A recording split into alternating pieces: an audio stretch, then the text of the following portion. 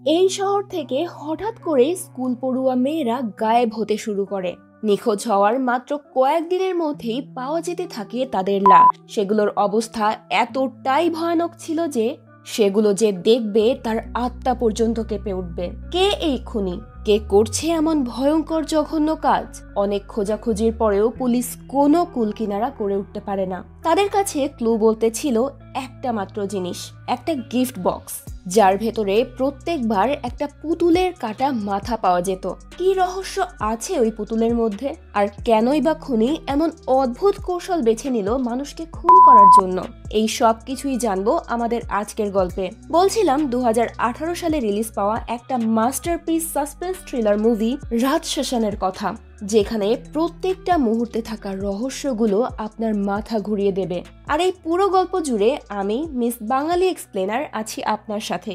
তো চলুন দেরি না করে এই রহস্যময় খুনের রহস্যগুলো জেনে আসি। গল্পের শুরুতেই আমরা দুটো লোককে দেখতে পাই, যারা একদিন একটা ভাঙা পাইপের ভেতরে একটা মেয়ের লাশ খুঁজে পায়। মেয়েটার নাম ছিল সংযুক্তা। এদিকে আমরা অরুণ নামের একটা ছেলেকে দেখতে পাই, যে কিনা সাইকোপ্যাথ কিলারদের ওপরে একটা মুভি বানানোর চেষ্টা চালাচ্ছিল। সেই কারণে দেশ বিদেশের ভয়ঙ্কর সব সিরিয়াল কিলারদের ওপর রিসার্চ করতে শুরু করে অরুণ। কিন্তু দুঃখের বিষয়, এত কিছুর পরেও কোনো প্রডিউসার তার স্ক্রিপ্ট নিয়ে কাজ করতে রাজি হচ্ছিল না। একটা সময় সে বিরক্ত হয়ে হাল ছেড়ে দেয়। অরুণের বাবা পুলিশে চাকরি করত, তাই বাবা মারা যাওয়ার পর অরুণের দুলাভাইয়ের কথায় তাকে পুলিশে পরীক্ষা দিতে হয়। সৌভাগ্যবশত সে পরীক্ষায় পাশও করে যায় আর এএসআই হিসেবে পুলিশে জয়েন করে।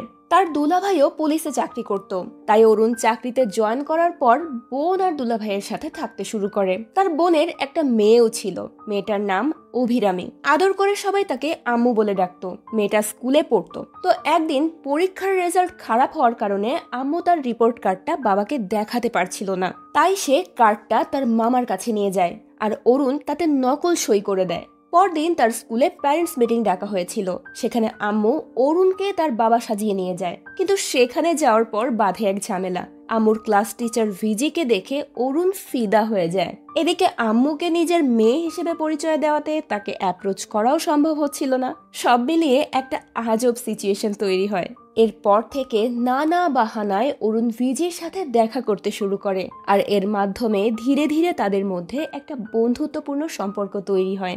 এরই মাঝে একদিন আমোধা নামের একটা স্কুল পড়ুয়া মেয়ে রাস্তা দিয়ে তার কুকুরের সাথে হেঁটে যাওয়ার সময় হঠাৎ কিডন্যাপ হয়ে যায়। আর কিডন্যাপাররা কুকুরটার গলায় একটা গিফট বক্স ঝুলিয়ে মেয়েটার বাড়িতে পাঠিয়ে দেয়। তার বাড়ির লোকেরা সেটা দেখে ভীষণ অবাক হয়।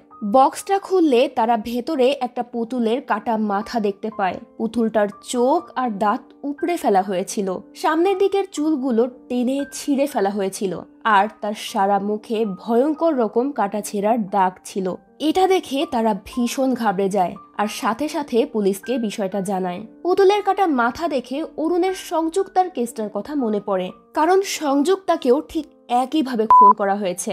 আর সেখান থেকে সে ধারণা করে আমোধার সাথেও এমন কিছুই ঘটতে চলেছে। সেই বিষয়টা নিয়ে দ্রুত এসিপি লক্ষ্মীর সাথে আলোচনা করে। অরুণ লক্ষ্মীকে বোঝানোর চেষ্টা করে যে খুনি নিশ্চয়ই কোনো সাইকোপ্যাথ কিলার, আর সে একই প্যাটার্নে একের পর এক খুন করছে। লক্ষ্মী তখন জিজ্ঞেস করে, তোমার কেন মনে হলো যে খুনি সিরিয়াল কিলার হতে পারে আর সংযুক্তা এবং আমোধাকে একই মানুষ খুন করেছে? তখন অরুণ বলে, দুটো মার্ডারের মধ্যে অনেকগুলো কানেকশন আছে। দুজনেই স্কুল পড়ুয়া মেয়ে ছিল, আর আমোধার বাবা মায়ের কাছে পাঠানো ওই পুতুলের কাটা মাথাটার সাথে সংযুক্তার মার্ডারের অনেক মিল আছে। হয়তো খুনি খুব তাড়াতাড়ি আমোধাকেও ওই একইভাবে খুন করতে চলেছে। তখন লক্ষ্মী বলে, সে না হয় বুঝলাম, কিন্তু খুনি যে সাইকোপ্যাথ সেটা কিভাবে বুঝলে?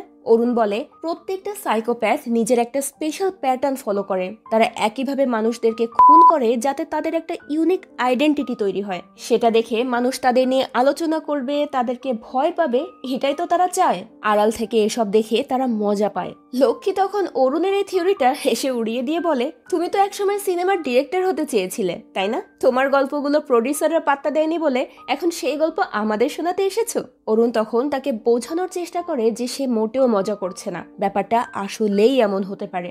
কিন্তু সেখানে থাকা কেউ তার কথায় ভ্রুক্ষেপই করে না।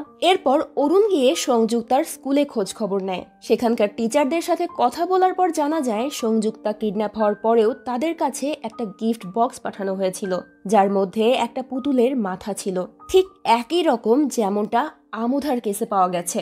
এসবের মাঝেই একদিন পুলিশ আমুধার লাশও খুঁজে পায়, ঠিক একইভাবে পলিথিনে মোড়ানো যেমনটা সংযুক্তার লাশ পাওয়া গিয়েছিল, এবং আমুধার অবস্থাও ঠিক একই রকম ছিল। এটা দেখে পুলিশ একটু কনফিউজড হয়ে যায়। পরবর্তীতে যখন লাশটার পোস্টমর্টম করা হয় তখন ডক্টর জানায় যে কাজটা নিশ্চয়ই কোনো সিরিয়াল কিলারের হতে পারে। আর ডক্টর যখন অরুণের থিওরিটা সাপোর্ট করে তখন বাকিরা একদম শান্ত হয়ে যায়। এমন সময় অরুণের মাথায় হঠাৎ একটা প্ল্যান আসে। সে ডাক্তারকে বলে, যেহেতু সিরিয়াল কিলাররা সবসময় নিজেদের আলোচনায় রাখতে পছন্দ করে, তাই আমার মনে হয় এই খুনিও নিজের খুনের পদ্ধতির মাধ্যমে সবার কাছে পরিচিত হতে চাইছে। তাকে নিয়ে মিডিয়ায় হাঙ্গামা হোক, সবাই তাকে নিয়ে আলোচনা করুক, ভয় পাক, এসবই চাই খুনি। তাই আমরা এই সাইকোলজিটাই তার বিরুদ্ধে অ্যাপ্লাই করতে পারি। তখন ডক্টর একটু অবাক হয়ে জিজ্ঞেস করে, সেটা কিভাবে? তখন অরুণ বলে, আমরা এই মার্ডারের ব্যাপারে মিডিয়ায় কোনো স্টেটমেন্ট দেব না। এই ব্যাপারটা শুধুমাত্র থানার এই 4 দেওয়ালের মাঝেই থাকবে।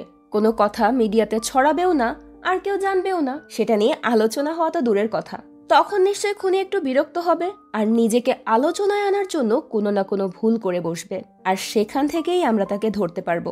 যেহেতু এখন আমাদের কাছে খুনির বিরুদ্ধে কোনো প্রমাণ নেই আর আমরা জানিও না যে লোকটা কে, তাই এমন একটা থিম তো আমরা অ্যাপ্লাই করতেই পারি। প্রথম দিকে কেউই তার কথায় রাজি হয় না, কারণ এটা তাদের নিয়মের বাইরে।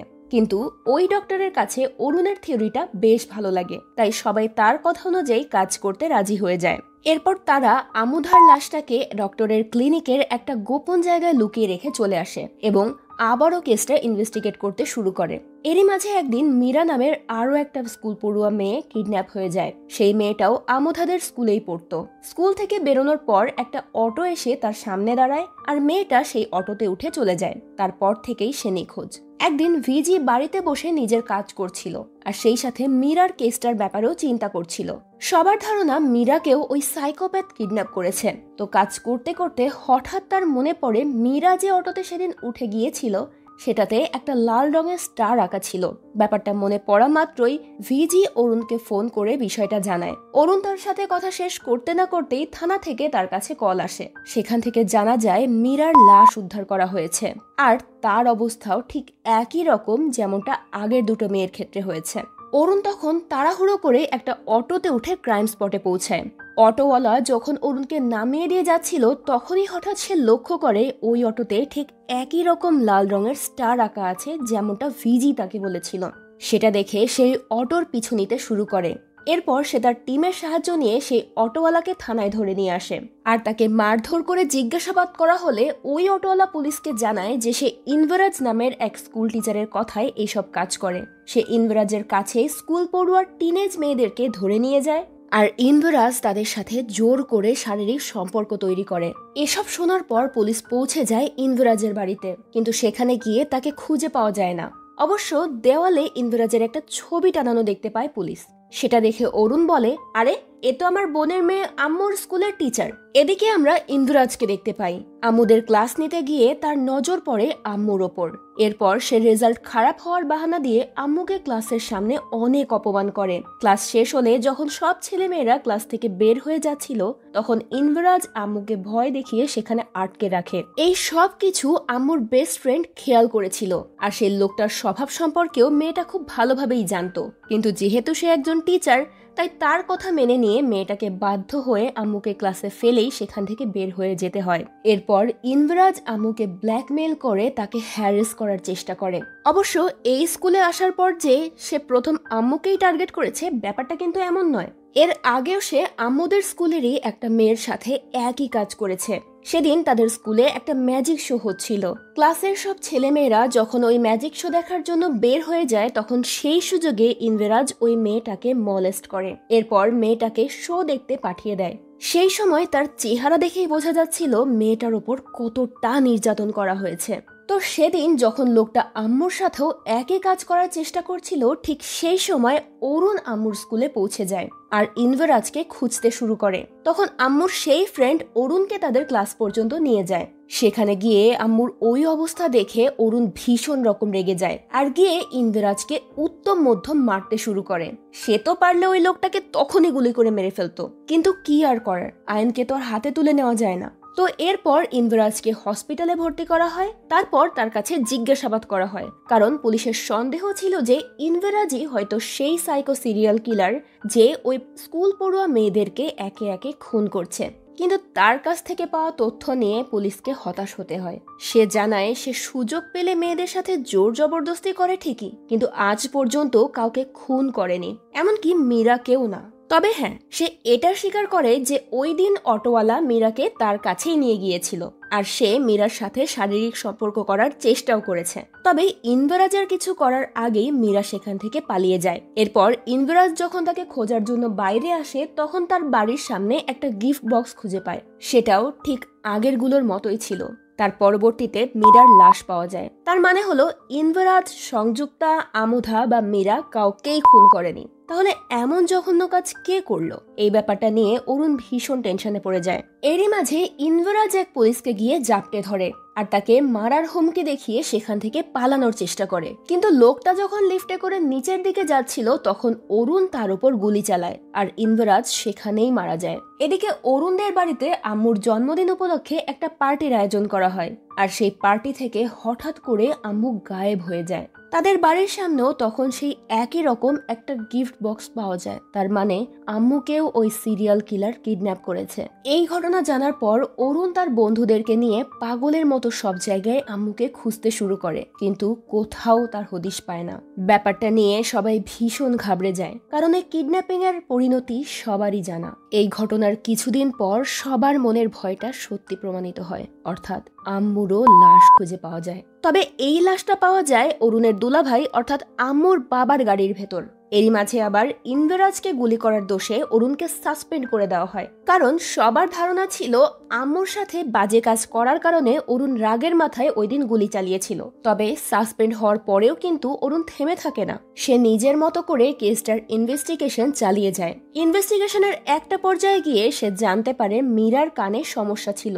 ঠিকঠাক শুনতে না পাওয়ার কারণে সে একটা ডিভাইস ব্যবহার করত, যেটার মাধ্যমে পরিষ্কারভাবে কথাগুলো শোনা যেত, সেই সাথে কথাগুলো রেকর্ডও হয়ে যেত। অরুণ তখন ওই ডিভাইসটা খুঁজে বের করে আর সেটা চেক করলে সেটার ভেতর একটা রেকর্ডিং খুঁজে পাওয়া যায়। সেই রেকর্ডিং এর সূত্র ধরে সে অ্যানাবেলা নামের এক মহিলার কাছ পর্যন্ত পৌঁছে যায়। অ্যানাবেলা একজন ম্যাজিশিয়ান আর সে মাঝে মধ্যেই বিভিন্ন স্কুলে গিয়ে পারফর্ম করত। সেখান থেকে অরুণ আরও একটা ক্লু খুঁজে পায়। সে জানতে পারে যতগুলো মেয়ে এই পর্যন্ত নিখোঁজ হয়েছে আর মারা গেছে, তাদের প্রত্যেকের স্কুলেই অ্যানাবেলা নামের এই মহিলা পারফর্ম করেছে। আর পারফর্ম করার কিছুদিনের মধ্যেই মেয়েগুলো সেখান থেকে নিখোঁজ হয়েছে। তখন অরুণ প্রত্যেকের স্কুল থেকে ওই ম্যাজিক শো এর দিনের ভিডিও ফুটেজগুলো কালেক্ট করে আর সেগুলো ভালোভাবে চেক করে। তখন সে খেয়াল করে যে মেয়েগুলো মারা গেছে তাদের প্রত্যেকেই অ্যানাবেলার ম্যাজিক শোয়ে ভলেন্টিয়ার হিসেবে স্টেজে উঠেছিল। সেখান থেকে অরুণের সন্দেহ আরো গভীর হয়ে যায়। আসলে অ্যানাবেলা নামের ওই মহিলা ম্যাজিক শো এর নাম করে বিভিন্ন স্কুলে যেত আর সেখান থেকে তার টার্গেট ফিক্স করত। এরপর ম্যাজিক শো এর বাহানায় মেয়েগুলোর সাথে বন্ধুত্ব করে তাদের ব্যাপারে ডিটেলস ইনফরমেশন কালেক্ট করত। এরপর সুযোগ বুঝে মেয়েগুলোকে কিডন্যাপ করে তাদের নির্মম পরিণতি ঘটাতো। এই ব্যাপারগুলো জানার পর অরুণ অ্যানাবেলার ডিটেলস খুঁজে বের করে আর সেখান থেকে জানা যায় সে খুব রিসেন্টলি একটা স্কুলে ম্যাজিক শোতে পারফর্ম করতে গিয়েছিল আর সেখানে ভলেন্টিয়ার হিসেবে সঞ্জনা নামের একটা মেয়েকে বাছাই করেছিল অ্যানাবেলা। অরুণ তখন দ্রুত সেই স্কুলে গিয়ে সঞ্জনার ক্লাসের সব স্টুডেন্টদের সাথে কথা বলে, তাদেরকে সবসময় সতর্ক থাকতে বলে আর সেই সাথে অরুণের ফোন নাম্বারটাও তাদেরকে দিয়ে আসে, যাতে কোনো ধরনের বিপদ আপদ হলে তারা অরুণকে ফোন করতে পারে। তবে সে আসল বিষয়টা কাউকেই জানতে দেয় না, যাতে বাচ্চারা ভয় না পায়। তারপর সে কথায় কথায় সঞ্জনার ফোন নাম্বারটাও সঙ্গে করে নিয়ে আসে। সেদিন স্কুল ছুটির পর অরুণ সঞ্জনাকে ফলো করতে শুরু করে আর ফলো করতে করতে সঞ্জনার বাড়ি পর্যন্ত পৌঁছে যায়। কিন্তু সেখানে গিয়ে অরুণ জানতে পারে সে যাকে ফলো করছিল সে আসলে সঞ্জনার যমজ বোন আর সঞ্জনা ক্লাস শেষ করে তার মিউজিক ক্লাসের জন্য গিয়েছে। অরুণ যখন বুঝতে পারে সে ভুল টার্গেটকে ফলো করছিল তখন সে ভীষণ ঘাবড়ে যায়, কারণ এই সময়ের মধ্যে সঞ্জনার সাথে যে কোনো কিছু হওয়া সম্ভব। তাই সে দ্রুত তার টিমকে বলে সঞ্জনার ফোন ট্র্যাক করতে, কিন্তু ততক্ষণে অ্যানাবেলা সঞ্জনাকে কিডন্যাপ করে ফেলে আর তাকে একটা বাড়ির বেসমেন্টে নিয়ে গিয়ে আটকে রাখে। সৌভাগ্যবশত সঞ্জনা বুদ্ধি খাটিয়ে ওয়াশরুমে যাওয়ার বাহানা করে। এরপর ওয়াশরুমে গিয়ে সে অরুণকে ফোন করে। অরুণ তখন সঞ্জনার ফোনটা ট্র্যাক করে অ্যানাবেলার বাড়ির উদ্দেশ্যে রওনা হয়। এদিকে সঞ্জনা তখন বাথরুমের জানালা দিয়ে পালানোর চেষ্টা করে, কিন্তু যেহেতু সে বেসমেন্টে আটকা ছিল তাই সেই বাড়ি সম্পর্কে সে কিছুই জানতো না। তাই সে ঘুরে ফিরে আবারও সেই রুমে চলে আসে যেখানে অ্যানাবেলা তাকে আটকে রেখেছিল। এরই মাঝে অরুণ সেখানে পৌঁছে যায় আর বাড়ির ভেতরে ঢুকে সে বেসমেন্টের কিছু আওয়াজ শুনতে পায়। আওয়াজটা শোনা মাত্রই সে বেসমেন্টে ঢুকে সঞ্জনাকে সেখান থেকে উদ্ধার করে। ততক্ষণে অ্যানাবেলা সেখান থেকে পালিয়ে গিয়েছিল, তাই অরুণের পক্ষে তাকে ধরা সম্ভব হয় না। তো এরপর সে ওই বাড়িটাকে ভালোভাবে চেক করে। তখন সেখানে অ্যানাবেলা আর তার পরিবারের একটা ছবি খুঁজে পায়। ছবিটা দেখেই অরুণের মনে পড়ে এই ছবিটা সে নিউজ পেপারে দেখেছিল। যেহেতু সে মুভি বানানোর খাতিরে সিরিয়াল কিলারদের ওপর রিসার্চ করেছে, তাই বিশ্বের বড় বড় সিরিয়াল কিলারদের সম্পর্কে বেশ ভালো একটা আইডিয়া ছিল তার। তো সে তখন কি করে, অ্যানাবেলার যে নিউজ আর্টিকেলটা আছে সেটা খুঁজে বের করে। এরপর সেটাকে ভালোভাবে পড়তে শুরু করে। আর্টিকেলটা কয়েক বছর আগেকার একটা মার্ডারের ব্যাপারে ছিল। অরুণ তখন সেই কেসের ইনভেস্টিগেটিং অফিসারের সাথে দেখা করার সিদ্ধান্ত নেয়, যে কিনা এখন পুলিশ থেকে রিটায়ার্ড করেছে। সেই অফিসারের নাম ছিল রাজা মানিক। তার কাছ থেকে অরুণ জানতে পারে অ্যানাবেলার আসল নাম ম্যারি। ম্যারি তার হাজবেন্ড মারা যাওয়ার পর থেকে বিভিন্ন সময় বিভিন্ন জায়গায় ম্যাজিক শো করে বেড়াতো, আর তার সাথে তার ছেলে ক্রিস্টোফারও পারফর্ম করত। ক্রিস্টোফারের একটা অদ্ভুত রোগ ছিল। সেই রোগের কারণে তাকে নিজের বয়স থেকে অনেক গুণ বেশি বৃদ্ধ দেখাতো। তাই তার স্কুলে কেউ তাকে পছন্দ করতো না, কেউ তার সাথে মিশতও না। তবে একদিন সোফি নামের একটা মেয়ে ক্রিস্টোফারের সাথে বন্ধুত্ব করে, আর তখন থেকে সোফির প্রতি ক্রিস্টোফারের একটা আকর্ষণ তৈরি হয়। সে মনে মনে সোফিকে ভালোবাসতে শুরু করে। কিন্তু যখন সে সোফিকে প্রপোজ করে তখন সোফি তাকে সাফ সাফ জানিয়ে দেয় যে তার পক্ষে ক্রিস্টোফারের সাথে কোনো রকম সম্পর্কে জড়ানো সম্ভব নয়। কিন্তু তারপরেও ক্রিস্টোফার তার পেছন ছাড়ে না। সে বারবার সোফিকে পটানোর চেষ্টা করতে থাকে। এরপর একটা সময় সোফি বাধ্য হয়ে তাকে সবার সামনে অপমান করে বসে, আর সেদিন থেকেই স্কুলের অন্যান্য ছেলেমেয়েরা তাকে নিয়ে আরো বেশি হাসাহাসি করতে শুরু করে, তাকে হ্যারেস করতে শুরু করে। তখন ক্রিস্টোফার অনেক কষ্ট পায়, অনেক বেশি ভেঙে পড়ে। তাই ম্যারি তার ছেলেকে অন্যমনস্ক করার জন্য তাকে ম্যাজিক ট্রিক শেখাতে শুরু করে, কিন্তু তাতেও বিশেষ কোনো লাভ হয় না, কারণ প্রতিনিয়ত দুষ্ট ছেলের মেয়েরা ক্রিস্টোফারকে বিরক্ত করেই যাচ্ছিল।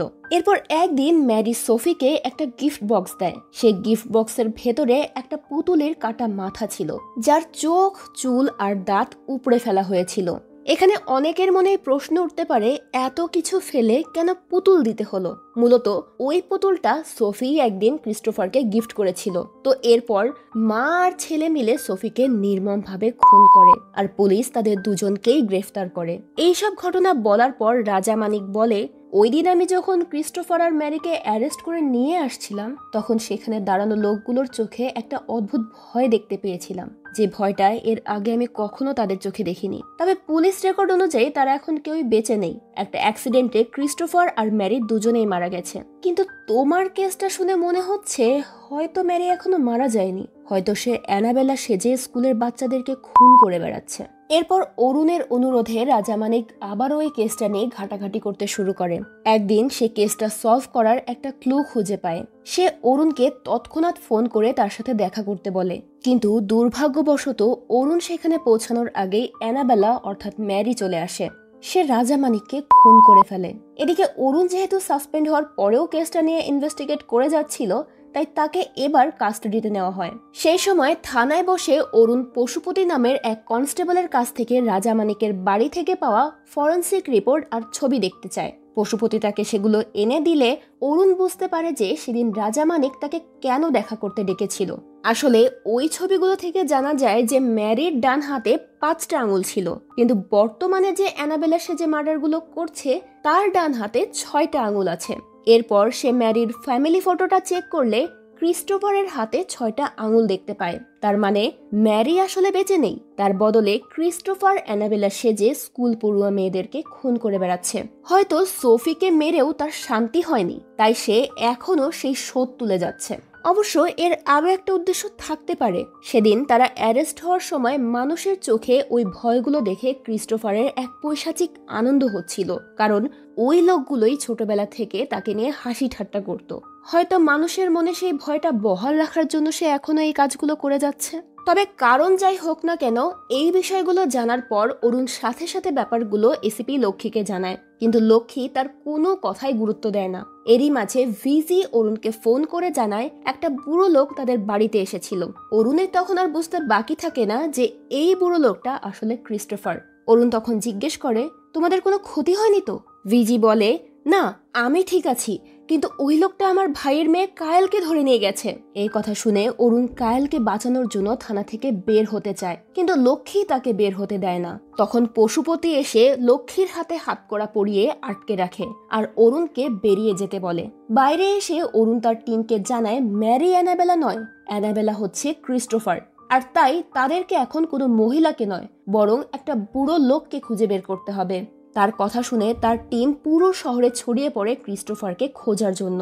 সৌভাগ্যবশত ভেঙ্কটেশ নামের এক পুলিশ অফিসার ক্রিস্টোফারকে ধরে ফেলে আর তার গাড়ির ভেতরে ভেঙ্কটেশ কায়েলকে অজ্ঞান অবস্থায় দেখতে পায়, কিন্তু দুর্ভাগ্যবশত ক্রিস্টোফার তাকে খুব কৌশলে খুন করে।